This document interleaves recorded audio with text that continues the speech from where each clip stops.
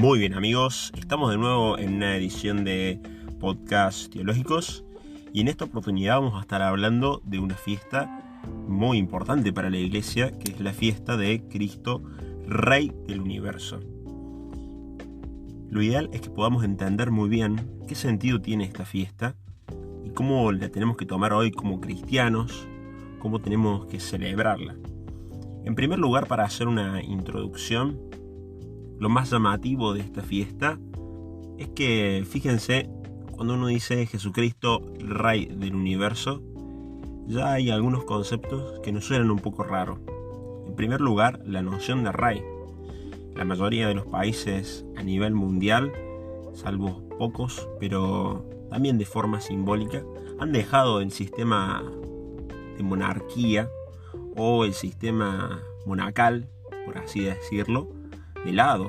Ya sus gobiernos no son un rey, un pueblo, sino que tenemos un representante, y la democracia ha sido un sistema de manejo político que la gente ha elegido por sí misma.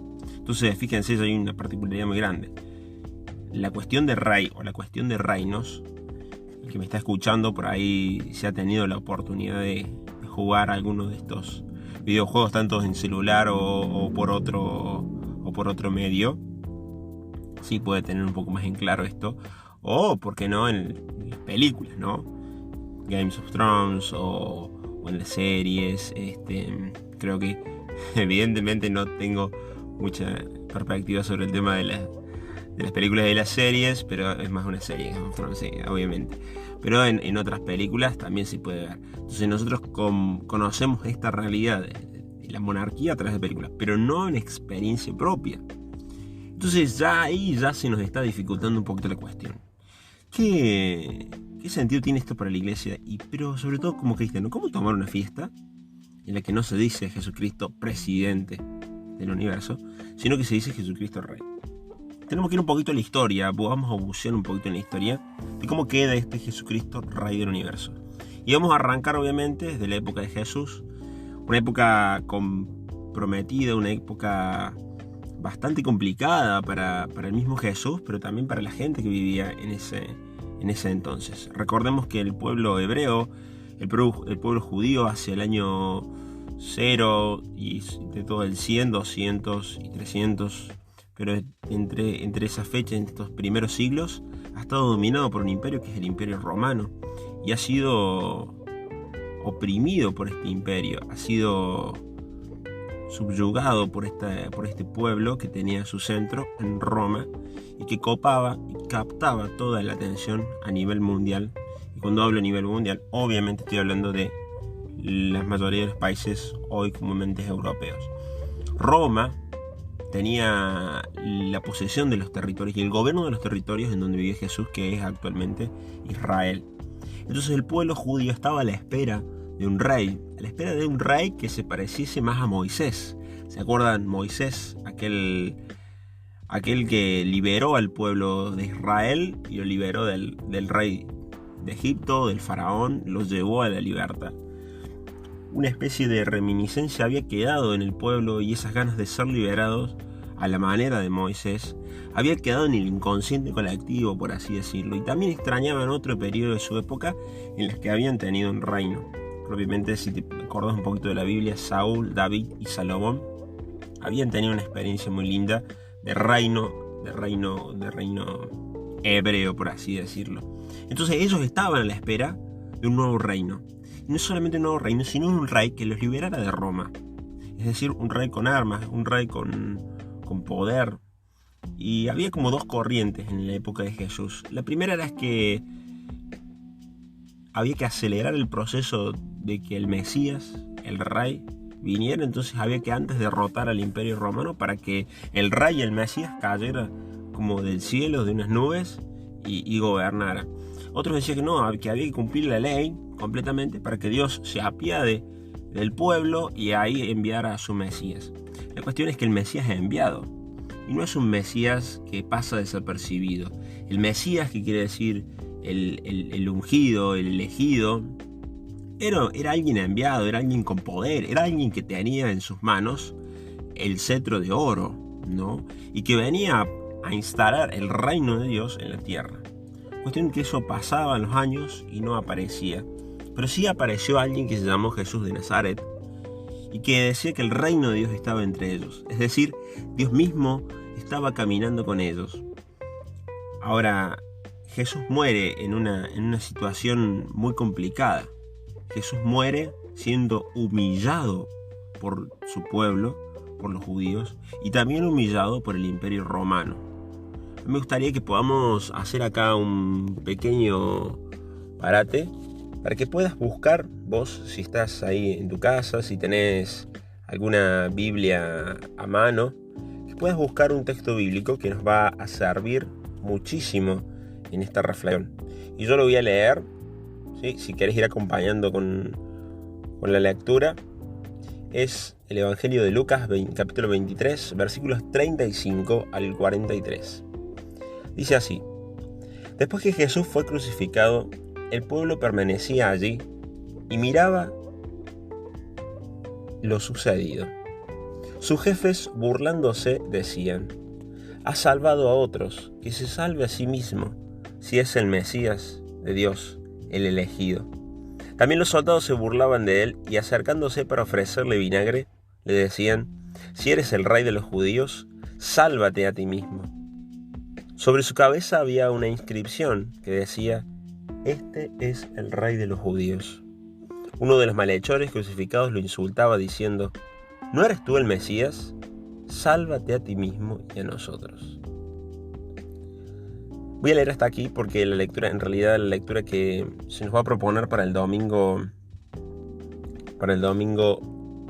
24 es un poquito más larga, pero la vamos a dejar ahí, ¿sí? Para poder hacer algunas reflexiones. A mí lo primero que me llama la atención de esto es que aparece 2 veces el sálvate a ti mismo.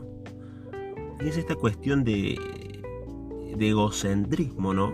Esta cuestión de que parece que nosotros nos salvamos a nosotros mismos. De que parece que nosotros no necesitamos a nadie que nos salve. Parece que la resuelvo todo yo. Que mis problemas los resuelvo yo.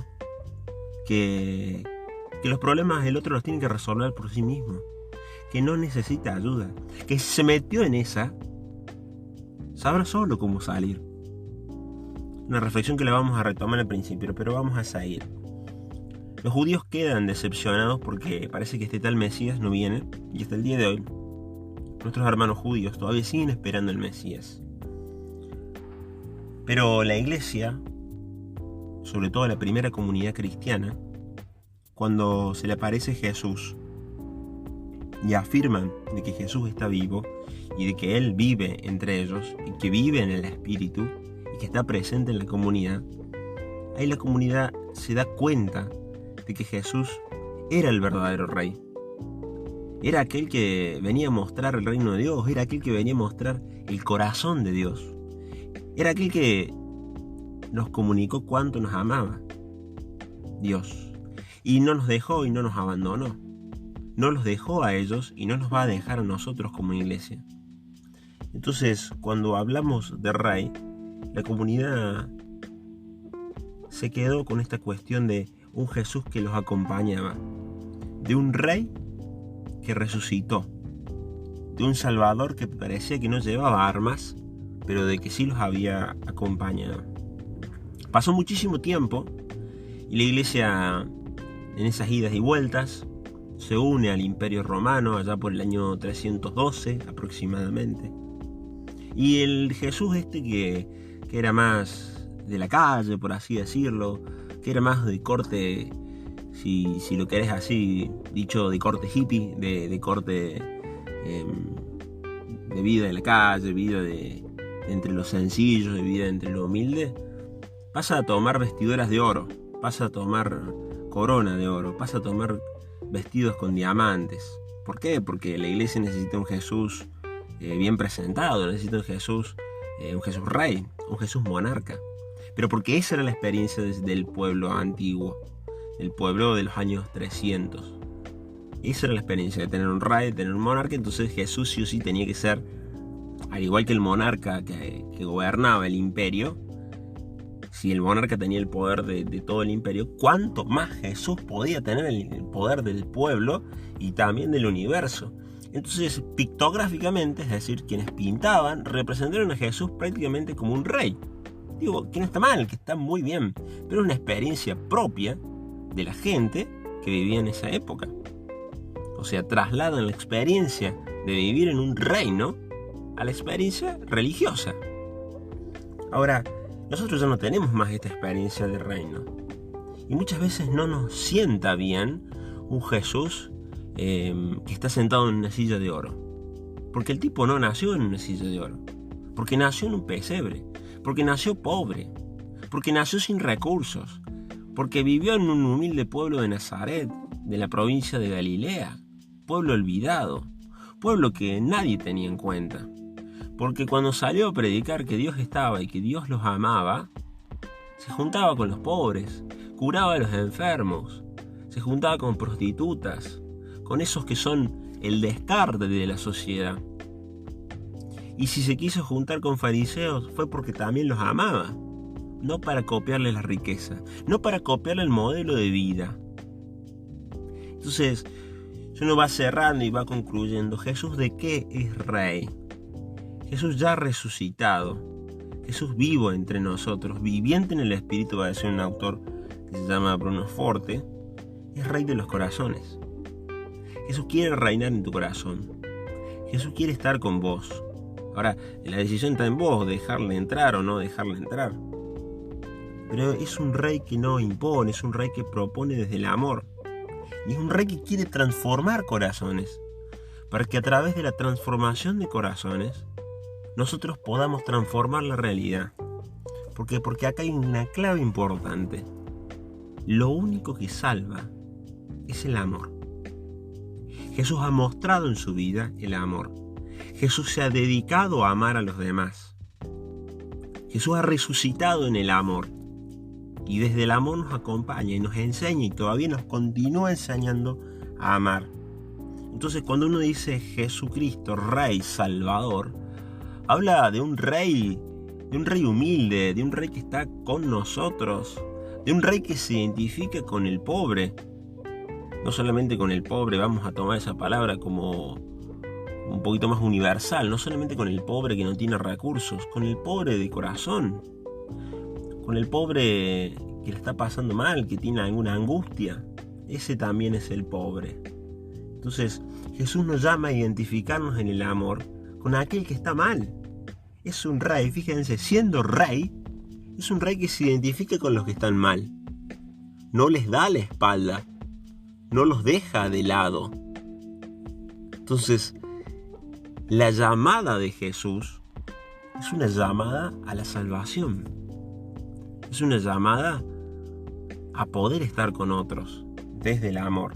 Por eso vuelvo de nuevo hacia el final.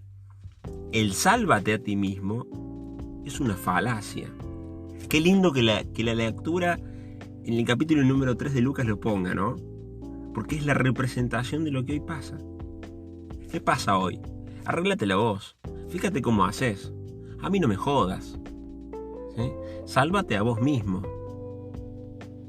La incapacidad de los que están abajo de la cruz para ver a Jesús, para ver el amor de Dios que nos está salvando, es muchas veces la incapacidad que nosotros tenemos. Y todos, inclusive desde este lado también. Capacidad para ver al otro que sufre. Capacidad para accionar. Porque el amor de Dios no se queda en el sentimiento de qué pena. Va a la acción.